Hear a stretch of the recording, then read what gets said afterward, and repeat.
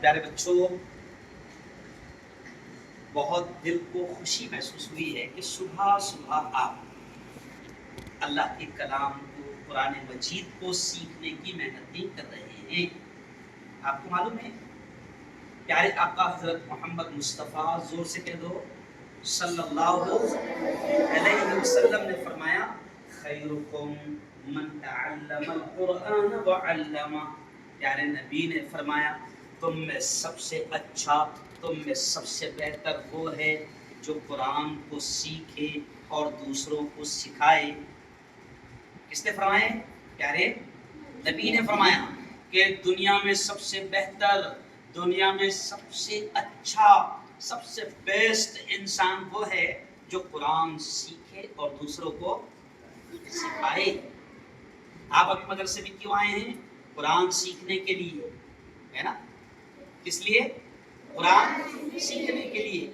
میں آپ سے اپیل کرتا ہوں، آپ کو ایک ریکویسٹ کرتا ہوں کہ آپ قرآن پاک کو، یہ اللہ کی کتاب ہے، اللہ کی کتاب ہے، تو آپ اس کو بہترین انداز میں پڑھنے کی محنت کرو۔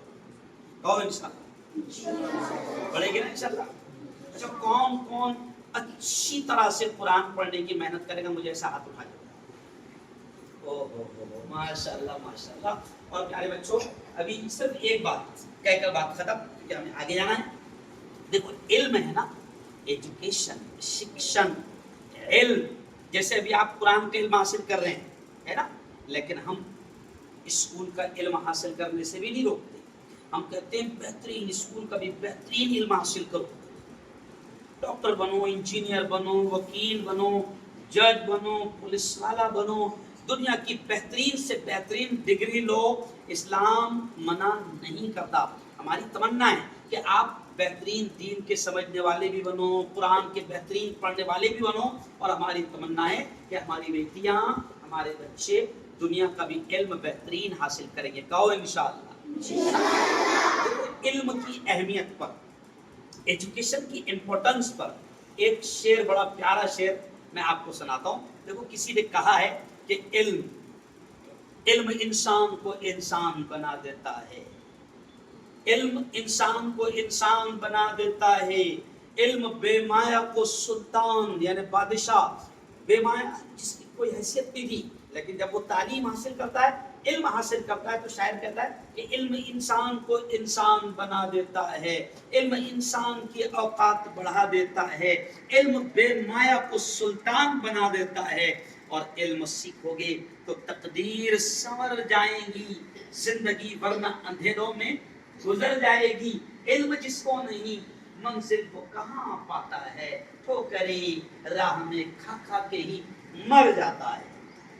تعلیم کی اہمیت۔ اور ایک بہت اچھی بات یاد آ رہی، آپ کو معلوم ہے قرآن میں ہزاروں آیتیں، عام طور سے ہم سنتے ہیں کہ 6666 آیتیں ہیں، ایسا ہم سنتے ہیں، یعنی ہزاروں آیتیں۔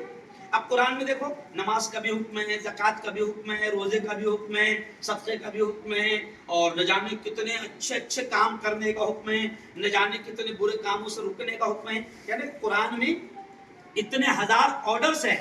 اور تم سوچو ذرا، قرآن میں روزے کا حکم پہلے نہیں آیا، قرآن میں نماز کا حکم پہلے نہیں آیا، قرآن میں حج کا حکم پہلے نہیں آیا، قرآن میں زکوٰۃ کا حکم پہلے نہیں آیا۔ پیارے بچوں، یہ تمہارے نالج میں بات آ جائے گی۔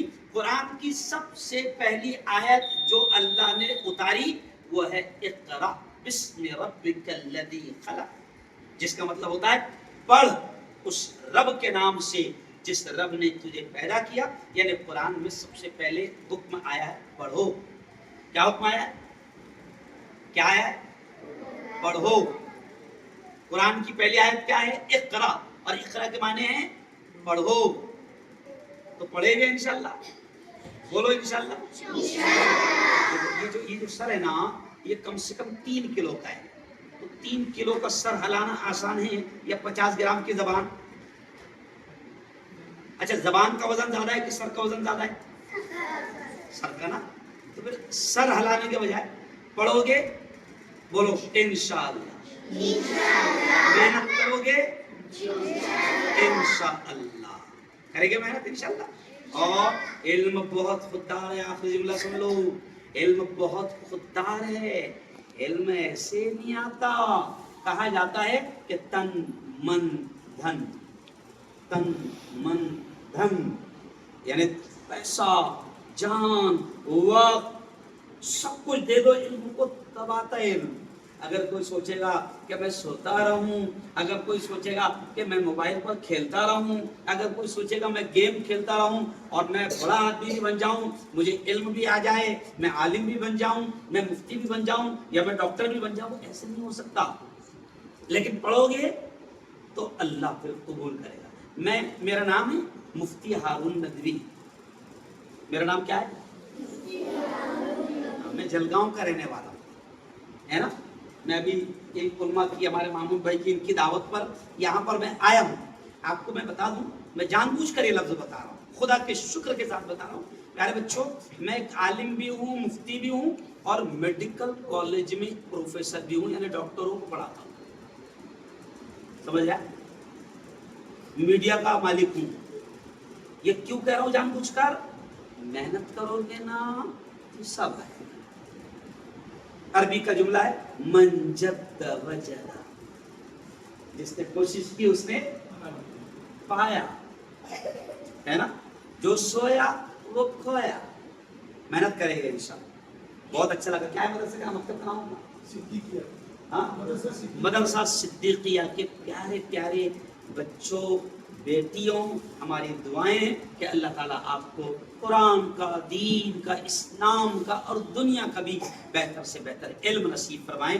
آمین. وآخر دعوانا ان الحمد للہ رب العالمین.